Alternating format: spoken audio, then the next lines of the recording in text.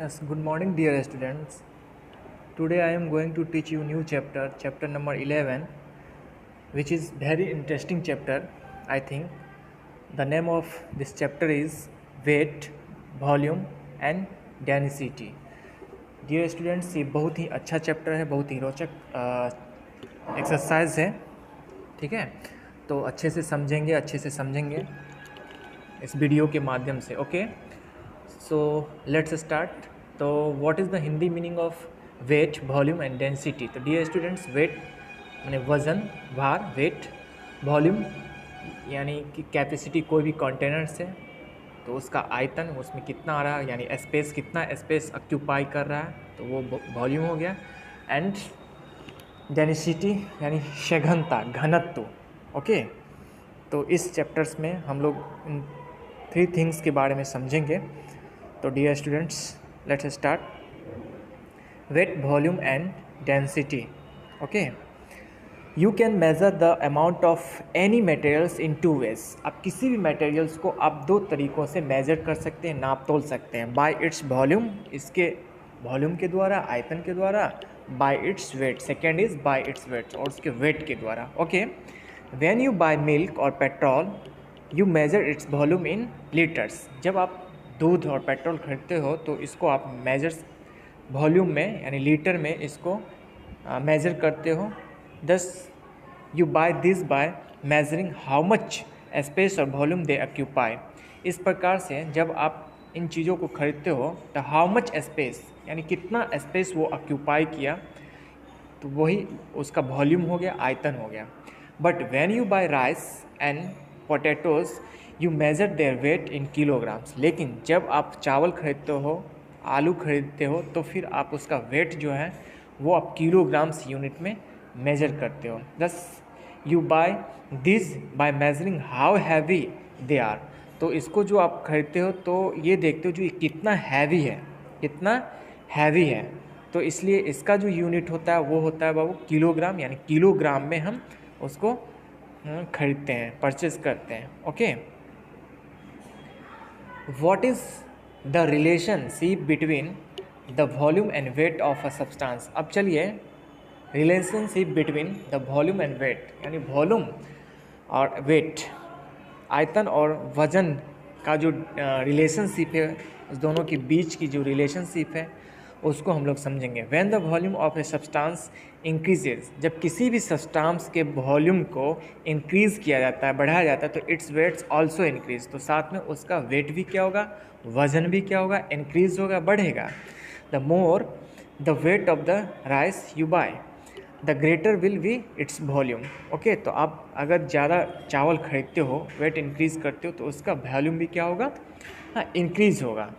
तो as you saw in this figure, जिस तरह से आप इस फिगर में देख पा रहे हैं. ओके, अब जैसे कि 1 kg राइस आप वेट कर दे, 1 kg राइस वेट है इसका, हैवी कितना, 1 kg. तो वॉल्यूम क्या है, यानी स्पेस क्या है, हाँ, उसका स्पेस भी उतना ऑक्यूपाई किया. अब 2 kg आप यहाँ पे वेट आप इंक्रीज़ कर रहे हो, तो देखिए इस कंटेनर का भी क्या है, स्पेस, यानी वो कंटेनर का साइज़ भी बढ़ रहा है. अब यहाँ पे आप 5 kg यानी यहाँ पे वेट बढ़ा, ठीक है, तो यहाँ पे फिर इस कंटेनर का भी क्या हुआ, स्पेस बढ़ा, यानी उसका वॉल्यूम इंक्रीज हुआ. यानी वेट आप देख रहे हैं, वेट इंक्रीज हो रहा है, तो साथ में वॉल्यूम भी इंक्रीज हो रहा है. वॉल्यूम यानी आयतन, यानी किसी भी कंटेनर में, हाँ, उसको कितना, कोई भी मटेरियल्स कितना स्पेस ऑक्यूपाई करता है, दैट इज़ कॉल्ड वॉल्यूम. तो आपने अभी क्या समझा, जो वेट इंक्रीज होगा तो वॉल्यूम भी इंक्रीज होगा. जैसे कि आप देख रहे हैं, हाँ, फर्स्ट में 1 kg वेट है तो उसका कंटेनर साइज़ देख लीजिए. यहाँ पे देख रहे हैं जो अगर 2 kg है तो इसके साथ क्या हुआ, जो उस कंटेनर का साइज़ भी बढ़ गया, और 5 kg है तो उसका भी साइज़ बढ़ गया. Okay, now volume of 1 kg of cotton. अब देखिए 1 kg कॉटन का जो वॉल्यूम देखिए यहाँ पे इस फिगर्स के द्वारा. ओके, तो but suppose you by the same weight of cotton wool and rice. लेकिन सपोज करो, मान लो कि लेकिन सेम वेट आप चावल भी खरीदते हो और कॉटन वूल भी खरीदते हो, तो which will have greater volume. तो किसका वॉल्यूम जो है वो ग्रेटर होगा, किसका वॉल्यूम जो है वो ग्रेटर होगा, बड़ा होगा. डियर स्टूडेंट्स, अभी आपने समझा जो अगर किसी मटेरियल का, किसी सब्सटेंस का हम अगर वेट इंक्रीज करेंगे तो उसका वॉल्यूम भी इंक्रीज होगा। जैसे आपने अभी तस्वीर में, पिक्चर्स में देखा, 1 kg चावल का वेट था तो उसका जो कंटेनर था उसका स्पेस उसका फिक्स था। अब 2 kg था तो आप देख रहे हैं जो उससे थोड़ा सा कंटेनर बड़ा लिया गया है, स्पेस ज़्यादा लेगा, सिंपल सी बात है। 5 kg था तो 5 kg का जो कंटेनर था वो उससे भी बड़ा था। तो आपने क्या देखा, जो अगर वेट पर इंक्रीज़ हो रहा है तो वॉल्यूम भी इंक्रीज़ हो रहा है। बट सपोज दैट आप मान लो कि अगर सेम वेट का, यानी 1 kg आप कॉटन परचेज ले रहे हो और 1 kg राइस ले रहे हो, तो इसमें कौन सा हैवियर होगा? तो सिंपल सी बात है डियर स्टूडेंट्स, राइस जो होगा वो हैवियर होगा कॉटन वूल से, क्योंकि कॉटन क्या होता है, हल्का होता है। अब हल्का क्यों होता है, उसके पीछे भी कुछ रीजन्स है, उसके बारे में मैं बताऊंगा। The cotton wool is lighter than rice. Cotton wool क्या है, राइस से क्या है, हल्का है। So different materials have different volume for the same weight. इसीलिए डिफरेंट मटेरियल्स के लिए डिफरेंट वॉल्यूम होता है, डिफरेंट मटेरियल के लिए डिफरेंट मटेरियल्स होता है, और सेम वेट के लिए वेट सेम रहता है। क्योंकि देखिए यहाँ पे 1 kg राइस है तो राइस जो होता है वो क्या होता है, हैवियर होता है। क्या होता है डियर स्टूडेंट्स, हैवियर होता है। किससे, कॉटन वूल से हैवियर होगा। तो इसका जो वॉल्यूम होगा, हाँ, जो 1 kg राइस का वॉल्यूम होगा उसमें 1 kg कॉटन नहीं आ सकता। हाँ, वो ज़्यादा ऑक्यूपाई करेगा। 1 kg कॉटन जो है वॉल्यूम ज़्यादा ऑक्यूपाई करेगा, स्पेस ज़्यादा ऑक्यूपाई करेगा। तो क्यों, क्योंकि कॉटन वूल क्या होता है, राइस से लाइटर होता है, कम होता है। तो इससे आपने क्या सीखा, different materials have different volume for the same weight, यानी सेम वेट के लिए अलग अलग मटेरियल्स का, पदार्थों का वॉल्यूम अलग अलग होता है। Okay, if we take equal volume of rice and cotton wool, अगर हम इक्वल वॉल्यूम ऑफ राइस, ठीक है, चावल का और कॉटन वूल का इक्वल वॉल्यूम लेते हैं, तो which one will be heavier, तो कौन सा हैवियर होगा? ऑब्वियसली हाँ, the rice will be heavier, चावल क्या होगा, हैवियर होगा। So equal volume of different materials have different weights. तो इक्वल वॉल्यूम का डिफरेंट मटेरियल्स, अलग अलग मटेरियल्स का वेट क्या होगा, अलग होगा। ठीक है, अब जैसे कि मान लीजिए कॉटन वूल जो है ज़्यादा ऑक्यूपाई स्पेस करता है, तो 1 kg जो कॉटन हम का जो स्पेस ऑक्यूपाई लिया, वॉल्यूम लिया, ठीक है, तो उसमें हम क्या कर सकते हैं, 5 kg राइस हम माने मेज़र कर सकते हैं, यानी डाल सकते हैं। ठीक है, तो यहाँ पे क्या है, जो इक्वल वॉल्यूम अगर इक्वल है, ठीक है, तो different materials have different weight, तो different materials have different weight होगा। वॉल्यूम इक्वल है, यहाँ पे इस फिगर में भी देख सकते हो वॉल्यूम इक्वल है, लेकिन क्या है, वेट दोनों का अलग होगा। यहाँ 1 kg आप कॉटन वूल मेज़र कर सकते हो, उतना ही स्पेस में आप यहाँ पे 5 kg राइस को मेज़र कर सकते हो, तो उसका वेट क्या होता है बाबू, डिफरेंट होता है। Okay, to compare the weight of the same volume of different materials we find their density. अब देखिए, अब क्या था, जो अगर कंपेयर करना weight of same volume, weight of same volume of different materials को अगर कंपेयर करना है, तो इसके लिए हमें उसकी डेंसिटी फाइंड करना होगा। डेंसिटी मीन्स होता है बाबू सघनता, या फिर बोल सकते हो घनत्व। ये वर्ड वो होता है जो कोई मटेरियल्स के जो अनुकूल्स है, मॉलिक्यूल्स है, वो कितना एक दूसरे से पैक्ड है, क्लोज्ड है, कितना एक दूसरे से क्लोज्ड है, उसकी घनत्व क्या है, डेंसिटी क्या है। तो the density of a substance actually tell us how closely the molecules in a substance are.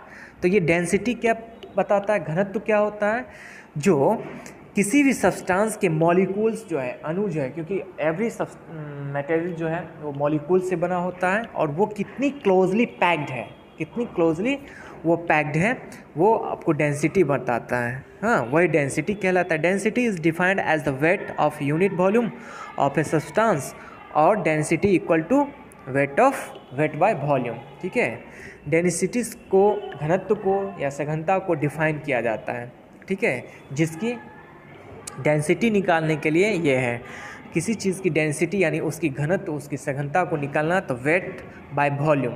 अब वेट कितना है और उसके वॉल्यूम कितना है, उसका जो डिवाइड कीजिएगा तो जो आएगा वो डेंसिटी हो जाएगा, यानी उस मटेरियल्स का वो डेंसिटी हो जाएगा। Okay, The greater the density of a substance, the heavier it feels as its molecules are packed more closely. अब देखिए, the greater the density of a substance, the heavier, तो जो डेंसिटी किसी भी सब्सटेंस में density ज़्यादा रहता है, ठीक है, तो वो क्या होगा डियर स्टूडेंट्स, हैवी होगा। वो सब्सटेंस क्या होगा, पदार्थ क्या होगा, हैवी होगा। हाँ, क्योंकि उसका जो मॉलिक्यूल्स होता है, अणु जो होता है, वो क्या होता है, एक दूसरे से काफ़ी क्लोज पैक रहता है, यानी क्लोज रहता है। दस इस प्रकार से rice has greater density than cotton wool, इसलिए राइस की जो डेंसिटी होती है वो कॉटन वूल से क्या होता है, ज़्यादा होता है। क्या होता है, ज़्यादा होता है। Okay, now dear students, next topic is floating and sinking. Floating means क्या होता है डियर स्टूडेंट्स, तैरना। हाँ, कोई भी वस्तु, कोई भी मटेरियल्स जब आप पानी में थ्रो करते हो तो वो फ्लोट होता रहता है, ऊपर में ही रहता है। एंड सिंकिंग मीन्स डूब जाना। तो फ्लोटिंग एंड सिंकिंग टॉपिक के बारे में हम लोग अब समझेंगे। हाँ, तो ये भी अच्छा पॉइंट्स है, अच्छा टॉपिक्स है, so please pay attention. Okay, a long off would floats in water but a small stone sinks. एक लॉन्ग ऑफ वुड यानी लकड़ी का एक लॉग जो है, ठीक है, वो पानी में आप डालोगे तो वो क्या होता है, ऊपर में तैरता रहता है। लेकिन आप एक छोटा सा स्टोन्स अगर डालते हो तो सिंक्स यानी वो डूब जाता है। It is not the size और the weight of the object that decide if an object floats और सिंक इन अ लिक्विड। तो डियर स्टूडेंट्स, ये तैरना और डूबना ये सब्सटेंस के वेट पे डिपेंड नहीं करता, उसके साइज़ पे डिपेंड नहीं करता है, ठीक है, जो उसका साइज़ क्या था, ठीक है, ये इस पर डिपेंड नहीं करता है। अगर ऐसा होता तो ये लकड़ी का जो लॉग था, ठीक है, पीस टुकड़ा, वो क्या था, स्टोन से बड़ा था। अगर साइज़ सब पे डिपेंड होता तो क्या होता, तो लॉग भी डूब जाता। बट आपने क्या देखा, जो एक लॉग से छोटा है स्टोन, तो स्टोन को मैंने पानी में जब डाला तो वो क्या हो गया। यस डियर स्टूडेंट्स, तो कंटिन्यू। तो आपने क्या देखा, जो एक छोटा सा स्टोन जो था पानी में डूब गया, और जो लॉग जो था वो क्या था, वो बड़ा था, जो फ्लोट हो माने तैरता रहा। तो ये डिपेंड करता है डियर स्टूडेंट्स डेंसिटी पे, ठीक है, ये किस पे डिपेंड करता है, डेंसिटी पे। ओके, ना ही उसके वेट पे डिपेंड करता है, ना ही उसके साइज़ पे डिपेंड करता है। ओके, तो उसके डेंसिटी पे डिपेंड करता है। If the object is denser then water it sinks in water. अगर अब किसी भी ऑब्जेक्ट, कोई भी वस्तु अगर वो पानी से डेंसर है यानी पानी से ज़्यादा घनत्व है, तो वो क्या होगा, पानी उसको क्या करेगा, डुबो देगा। Okay, but if it is less dense then water it's floats, तब क्या होगा, अगर वो पानी से कम होगा, उसका डेंस पानी से, किसी भी ऑब्जेक्ट का पानी से लेस होगा, उसकी डेंसिटी लेस होगा, तो फिर क्या होगा, वो तैरेगा। पानी से उसकी डेंसिटी ज़्यादा होगा ऑब्जेक्ट का, तो वो पानी में डूब जाएगा, पानी डुबो लेगा। अगर पानी से उसकी डेंसिटी कम है तो पानी में वो तैरेगा। तो डियर स्टूडेंट्स, आपने क्या सीखा, तो ये डिपेंड्स करता है उसकी डेंसिटी पे, यानी उसमें उस सब्सटेंस की मॉलिक्यूल्स कितना पैक्ड है एक दूसरे से, वो उस पर डिपेंड्स करता है। Okay, next, the density of water is 1 kg per litre. Okay, तो density of water is 1 kg per litre. तो घनत्व का जो होता है वो एक लीटर, यानी पानी का जो घनत्व होता है 1 लीटर के बराबर होता है। दिस मीन्स, यानी इसका मतलब ये हुआ 1 litre of water weight is 1 kg। Okay, 1 litre water equal to weight of 1 kg। 1 kg किसी सब्सटेंस का है तो 1 लीटर पानी के बराबर होना चाहिए। Okay, the densities of wood, cotton wool and wax are less than 1 kg per litre. अब देखिए यहाँ पे वुड का, लकड़ी का, कॉटन वूल का एंड वैक्स का जो डेंसिटी था वो क्या था, 1 kg पर लीटर से उसकी डेंसिटी क्या था, लेस था, कम था। So this substance floats in water, इसलिए वो सब्सटेंस क्या होता है, पानी में फ्लोट होता रहता है, तैरता रहता है। The densities of aluminium and iron are greater than 1 kg per litre. लेकिन एल्यूमिनियम और आयरन का जो डेंसिटी होता है वो 1 kg पर लीटर का जो है उससे वो ज़्यादा होता है, यानी उसकी डेंसिटी एल्यूमिनियम और उसका क्या होता है, ज़्यादा होता है, इसलिए they will sink in water, इसलिए वे क्या होगा, डूब जाएगा। Okay dear, now next topic जो है डियर स्टूडेंट्स, वो समझेंगे अच्छे से। आर्किमेडीज प्रिंसिपल यानी आर्किमेडीज एक प्रॉपर नाम है, नेम है। इनकी प्रिंसिपल यानी इनके सिद्धांत क्या था, इनके बारे में समझेंगे, इन्होंने क्या पाया। Okay, you have seen that iron is denser then water. आपने देखा कि आयरन जो है पानी से क्या डेंसर है, यानी उसकी सघनता घनत्व तो ज़्यादा है। So a piece of iron sinks in water, इसीलिए क्या हुआ, आयरन का टुकड़ा पानी में डूब गया। Then why does a huge ship made of iron float in water, let us see why this happens. तो एक बड़ा सा शिप, बड़ा सा जहाज वो पानी में क्यों तैरता रहता है? नहीं, वेरी इंटरेस्टिंग क्वेश्चन है। जो आयरन एल्युमिनियम अगर हम पानी में डालते हैं वो डूब जाता है, बट एक इतना बड़ा सा शिप जहाज पानी में तैरता रहता है, फ्लोट्स होता रहता है, ऐसा क्यों होता है? चलो देखते हैं। Take a piece of wood, बता रहा आप एक लकड़ी का टुकड़ा ले लीजिए, drop it in bucket half full of water, एक इसके बकेट बाल्टी डोल में जो हाफ भरा हो उसमें डालोगे। द वुड विल फ्लोट, तो क्या होगा, लकड़ी जो है वो तैरेगा। अब क्या कीजिए, push the wood down into the water with your hands. अब क्या कीजिए, अपने हैंड से उस लकड़ी के टुकड़े को, हाँ, उसको नीचे की ओर पुश करो, प्रेस करो। Do you feel a force pushing your hands upwards, तो आप नोटिस करोगे, फील करोगे जो आपके हैंड्स को अपवर्ड्स यानी ऊपर की ओर कोई फोर्स आपके हैंड्स को ऊपर की ओर धकेल रहा है। ठीक है, आप ऐसा प्रैक्टिकली करेंगे। Take your hands off the piece of wood, अब क्या कीजिए, जो अब वो लकड़ी के टुकड़े पे से अपना हाथ को हटा लो। The dud is come back up, तो क्या होगा, वो लकड़ी का टुकड़ा जिसको आप हाथ के द्वारा अपने प्रेशर्स के द्वारा उसको अंदर कर दिया था, वो फिर क्या होगा, कम बैक यानी ऊपर आ जाएगा। तो this shows that a force acts on the would in the upward direction when it is pushed into water. तो इससे ये पता चलता है, दिखता है, जो कोई ना कोई फोर्स जो है नीचे से वो क्या करता है, अपना एक्शन कर रहा है, एक्ट कर रहा है उस ऑब्जेक्ट के ऊपर, यानी ऊपर की ओर उस वस्तु को क्या करता है, ऊपर की ओर धकेल देता है। ठीक है, तो दिस फोर्स इज कॉल्ड, तो वो जो फोर्स है उस फोर्स को अपथ्रस्ट और बॉयंट फोर्स बोलते हैं। ओके, अपथ्रस्ट फोर्स या बॉयंट फोर्स उसको बोलते हैं। Okay dear students, this upthrust acts on all substance, तो ये जो अपथ्रस्ट यानी ये जो फोर्स है वो सारे सब्सटेंस पे करता है। ओके, अब लकड़ी के टुकड़े पे ही नहीं करता, इवन ये ब्रिक पे भी करता है, स्टोन पे भी करता है, यानी एवरी मटेरियल पे अपथ्रस्ट फोर्स जो है एक्ट करता है। ओके, तो when they are in water, जब वो पानी में रहता है, यानी कोई भी मटेरियल जब पानी में रहता है तो ये अपथ्रस्ट फोर्स जो है वो काम करता है। The effect of this is that all substance weight less in water, तो इसी कारण जितनी भी सब्सटेंस है डूब जाता है, but that is another thing, but जितनी भी सब्सटेंस है वो पानी में जाने के बाद उसका वेट जो है वो लेस हो जाता है, यानी जो वेट ऑफ इन एयर, यानी हवा में जो उसका वेट है पानी में जाने के बाद उसका वेट कम हो जाता था। तो take a brick in your hand, चलिए इसको भी देखते हैं। एक ब्रिक ईंटा जो है अपने हाथ में ले लीजिए। Gently deep your hands in water until the either brick is under water, और उसको क्या कीजिए, धीरे धीरे क्या कीजिए, आप उसको पानी की ओर नीचे ले जाइए। तो आप जैसे धीरे धीरे ले जाएंगे तो do you feel that the brick is now lighter, तो आप क्या करोगे, जैसे कि आप ब्रिक लिया तो इस समय की वेट जब पानी में धीरे धीरे डालिएगा तो देखिएगा आपको महसूस होगा, फील होगा, जो ईंटा का जो वेट था, ब्रिक का जो वेट है वो धीरे धीरे कम होता जाता है, लाइटर होता जाता है। तो what about a piece of wood, तो लकड़ी के बारे में आप क्या, तो how much does it weight under water, तो यानी लकड़ी का वो टुकड़ा का वेट पानी के अंदर कितना हो जाता होगा, तो its weight under water is 0। तो यहाँ पे ईंट क्या था या स्टोन सब क्या है, जो डेंसर होता है पानी से, तो जब हम इस मटेरियल को भी पानी के अंदर डालते हैं तो धीरे धीरे क्या होता है, वो लाइटर हो जाता है। क्यों, तो अपथ्रस्ट फोर्स के कारण। तो लकड़ी का टुकड़ा का वेट क्या होगा, 0 हो जाएगा, क्योंकि वो तो ऑलरेडी जब हम पानी में डालते हैं तो उसका डेंसिटी जो है कम होता है, लेस होता है पानी से, तो ऑलरेडी तैरता रहता है। तो पानी में जाने के बाद तो उसका और क्या होगा, वेट 0 हो जाएगा, क्योंकि एक वेट का एक ब्रिक का वेट अगर लाइटर हो सकता है तो लकड़ी का वेट क्या हो जाएगा, 0 हो जाएगा।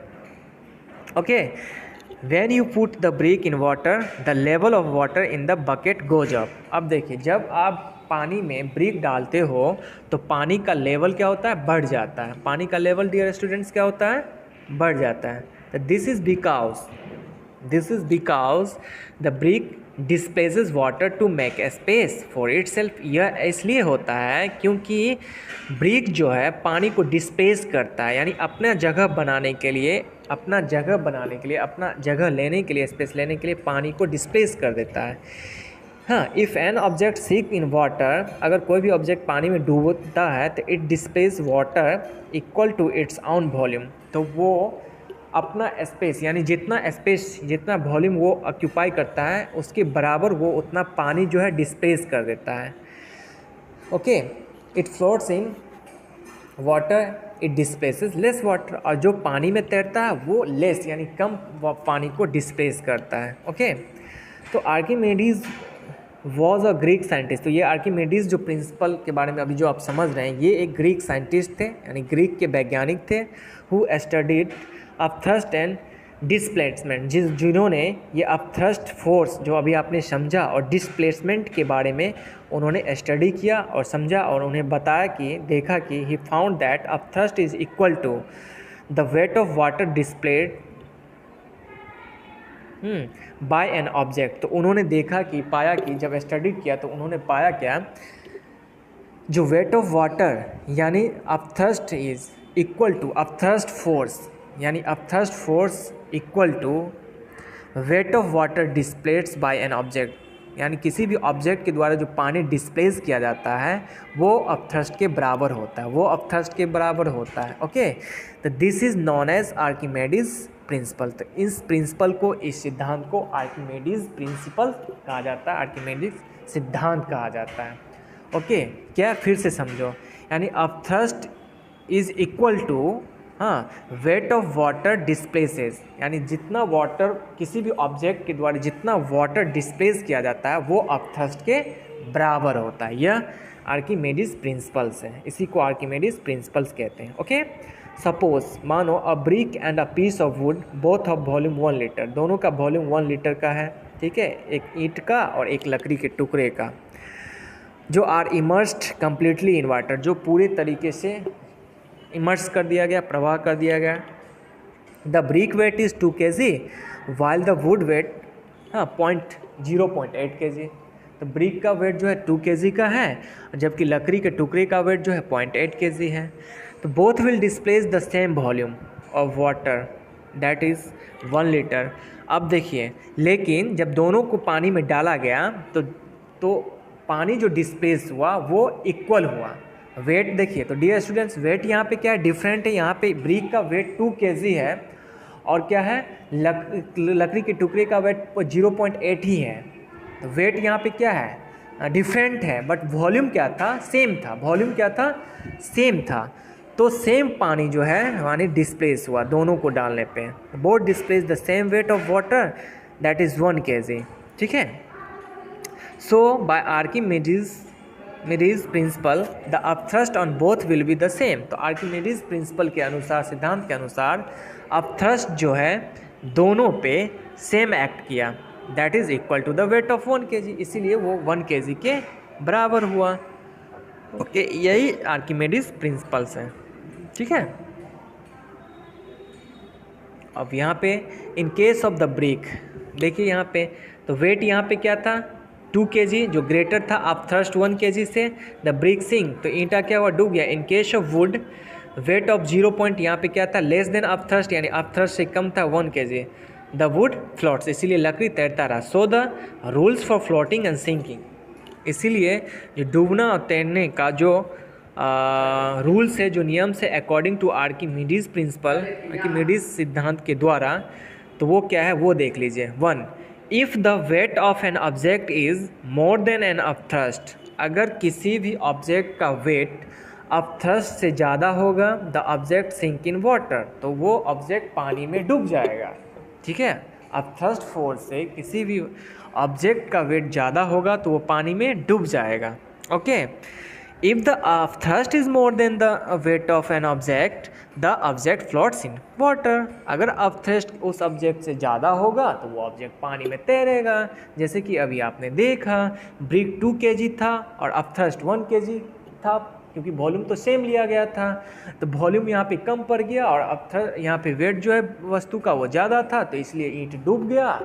बट यहीं पे क्या था, जो यहाँ पे इसका वॉल्यूम तो सेम लिया गया था ना, 1 kg लिया गया था, तो अपथ्रस्ट यहाँ पे 1 kg था और लकड़ी का टुकड़ा का 0.8 था, तो यहाँ लेस है तो इसलिए वो तैरता रहा। ओके, तो इस 2 पॉइंट्स को अच्छे से समझेंगे। और dear okay, next, why does a ship floats. अब हम लोग ये समझेंगे जो फ्लॉट जो है, सॉरी सीप जो है वो क्यों फ्लॉट होता रहता है, तैरता रहता है, वो क्यों नहीं डूबता। तो ए ship is made of iron. सीप जो है जहाज़ वो आयरन से बना हुआ है, but it still floats in water, लेकिन वो पानी में तैरता रहता है। वाई, क्यों। तो this is because of its shape, क्योंकि उसके शेप के कारण, उसके शेप के कारण ऐसा होता है। A ship is hollow when the shape in water, the entire volume of the ship including the hollow portions displaces water to make space for itself. तो when the ship in water, जब भी कोई जहाज़ पानी में रहता है तो the entire volume यानी पूरा वॉल्यूम, इंक्लूडिंग यानी होलो पोर्शंस को भी मिला करके उस सारा वॉल्यूम क्या करता है, वाटर को डिस्प्ले कर लेता है, यानी डिस्प्लेस करता है, यानी अपने जगह बनाने के लिए, अपना स्पेस लेने के लिए वो पानी को डिस्प्लेस करता है। दस इस प्रकार से the volume of water displaced in much more than the volume of iron used in the ship. क्या होता है, जो शिप में जो आयरन यूज़ किया गया है उसकी वॉल्यूम से ज़्यादा वॉल्यूम, पानी का वॉल्यूम वो क्या होता है, डिस्प्लेस हो जाता है। ठीक है, इसलिए शिप क्या होता है, तैरता रहता है, नहीं डूबता है। So according to Archimedes principle, इसलिए आर्किमिडीज सिद्धांतों के द्वारा the upthrust is also very high, इसलिए अपथ्रस्ट जो भी है वो क्या होता है, हाई होता है, ज़्यादा होता है, more than the weight of ship, यानी शिप के वेट से अपथ्रस्ट क्या होता है, ज़्यादा होता है। Therefore the ship floats in water, इसीलिए शिप जो है पानी में तैरता रहता है। If the amount of iron use to make the ship is made into a ball and dropped in water, it will displace much less water. अगर if the amount of iron used to make the ship, ठीक है, अगर उस ship को बनाने में अगर ज़्यादा आयरन का यूज़ किया जाए इनटू ए बॉल की तरह, यानी होलो नहीं दे, बीच में होलो यानी छेद टाइप का नहीं रखे, तो क्या होगा, तो it will displace much less water, तो वो बहुत ही कम वाटर जो है डिस्प्लेस करेगा। तो कम वाटर डिस्प्लेस करेगा तो क्या होगा, then a ship the upthrust will be much smaller than its weight, तो उसका अपथ्रस्ट जो है उसके वेट से क्या होगा, कम हो जाएगा। तो जैसे ही कम होगा तो and it will sink in water, तो वो क्या होगा, वो थिंग्स डूब जाएगा। तो इसीलिए आयरन का बना होता है, लेकिन बीचों बीच क्या होता है, होल होता है, यानी खाली रहता है। ठीक है, जिससे क्या होता है, जो इसकी वेट से अपथ्रस्ट का वेट ज़्यादा होता है और अपने स्पेस को ऑक्यूपाई करने के लिए ज़्यादा पानी को डिस्प्लेस करता है, इसलिए पानी में तैरता रहता है। अगर वही होलो पोर्शन नहीं बनाया जाए, यानी खाली बीच में नहीं रखा जाए, तो फिर क्या होगा, इसकी वेट अपथ्रस्ट से ज़्यादा होगा और वो डूब जाएगा। Okay dear students, now weight in water. अब हम लोग समझेंगे वेट इन वाटर, यानी पानी में वजन, भार। इसके बारे में समझ लेते हैं। You have seen that when a brick is immerse in water it appears to weightless. आपने देखा कि जब पानी को जब ईंटे को पानी में डाला गया तो उसका वेट क्या हो गया, लेस हो गया, कम हो गया। You have also seen that if a brick of volume 1 litre and weight 2 kg is immersed in water, then upthrust equal to the weight of 1 kg acts on it upwards। तो आपने ये भी देखा कि अगर ईंटे का 2 kg था वेट और वॉल्यूम क्या था, 1 लीटर का था, फिर भी आपने देखा जो 1 लीटर का जो है, माने वो जो अपथ्रस्ट जो है उसके वेट के बराबर वो उस पर एक्ट किया, काम किया अपवर्ड्स। तो क्या किया, तो 2 kg का ब्रिक था, अब 1 पर लीटर के हिस्सा अकॉर्डिंग वो क्या किया, अपथर जो है यूज़ किया। तो सिंपल सी बात है, तो 1 kg जब उस पर एक्ट किया, काम किया, तो 1 kg माइनस हो गया 2 kg में से। तो आपने जो वैसे ब्रिक को उठाया और वो जैसे ही पानी में डाला तो 1 kg अपथ्रस्ट अपना लगाया, तो 1 kg माइनस हो गया 2 kg में से। तो 2 kg में से 1 kg माइनस करो तो 1 kg अगर माइनस हुआ तो क्या होगा, नेचुरल है जो ब्रिक आपको लाइटर होगा ही, पानी में लाइटर लगेगा ही। तो acting downwards when the brick is immersed in water is only 1 kg compared to 2 kg when in air, so the brick weight only 1 kg in water। इसलिए पानी में ब्रिक का वेट क्या हो गया, 1 kg हो गया। फिर से समझ लीजिए इन पॉइंट्स को। ब्रिक यानी ईंटे का वेट क्या था, हवा में 2 kg था। हम जब उसको डालें तो क्या अपथ्रस्ट कितना लगाता है, 1 kg per litre equal to वो अपना काम करता है, एक्ट करता है। तो 1 kg पर लीटर वो अपना एक्ट किया उस वस्तु पे अपथ्रस्ट, क्योंकि आपने ये भी पढ़ा था जो एवरी वस्तु पे अपथ्रस्ट अपना काम करता है। तो 1 kg अपथ्रस्ट अपना फोर्स लगाया नीचे से, तो क्या हो गया, तो 2 kg वेट था तो 1 kg उसमें से माइनस हो गया। तो 1 kg जब माइनस हुआ तो ईंटा का वेट क्या रह गया, पानी में डालने के बाद 1 kg रह गया। तो सिंपल सी बात है, जब हम हवा में लेते हैं और जब पानी में डालते हैं तो इसलिए वेट जो है वो डिफरेंट हो जाता है और लाइटर लगता है पानी में। तो wait of an object in water, अब देखिए किसी भी वस्तु का पानी में जो वेट हो जाता है वो होता है equal to weight in air. तो वेट इन एयर, हवा में जो उसका वजन है, माइनस अपथ्रस्ट और माइनस अपथ्रस्ट। अपथ्रस्ट 1 लीटर पर वॉल्यूम लगता है, तो जो हवा में है उसको माइनस कर दीजिए अपथ्रस्ट, ठीक है, तो उसका वेट पानी में उतना हो जाएगा। और इन अदर वर्ड्स, इसको दूसरे शब्दों में ये बोल समझ सकते हैं, weight of an object in water, कोई भी वस्तु का वेट पानी में equal to weight in air, जो पानी में जो हवा में उसका वेट रहता है, minus weight of water displaced, और पानी जितना डिस्प्लेस किया गया, हाँ, वो उसके बराबर होता है। ठीक है, चलिए, the weight of an object in water is called its apparent weight. अब देखिए, the weight of an object in water, किसी भी वस्तु का वेट जो है पानी में, जो उसका जो वेट हो जाता है, यानी जो हवा में जो उसका ओरिजिनल वेट है, पानी में डालने के बाद जो उसका वेट जो हो जाता है, उस वेट को एपियंट वेट बोलते हैं। उसी वेट क्या बोलते हैं, यानी पानी में डालने के बाद जो उसका वेट हो जाता है उस वस्तु का, उसको एपियंट वेट बोलते हैं। अब देखिए, एपियंट वेट इक्वल टू क्या होता है, तो वेट इन एयर, हवा में जो उसका वेट होता है किसी minus weight of water displace, हाँ, जो जितना पानी वो डिस्प्लेस किया गया उसका वेट, तो वो एपियंट वेट निकल जाएगा। The loss of weight of an object when immersed in water is known as the apparent loss in weight. अब देखिए, अभी आपने एपियंट वेट के बारे में ये समझा, जो हवा में जो ओरिजिनल उसका वेट है, पानी में डालने के बाद जो उसका वेट हो जाता है, जो वेट हो जाता है उसको एपियंट वेट बोलते हैं।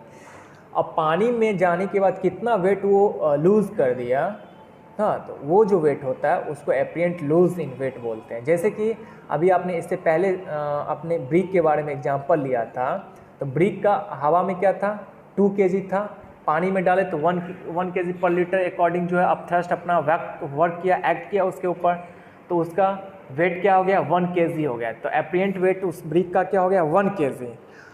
अब देखिए, अब वो अपना वेट कितना लूज़ किया पानी में, वही 2 kg था, तो अपना वेट कितना लूज़ किया पानी में जाके, तो 1 kg माइनस हो गया। तो माइनस जो हुआ तो वो हो गया एपियंट लूज इन वेट, तो -1 जो हो गया वो एपियंट लूज इन वेट हो गया।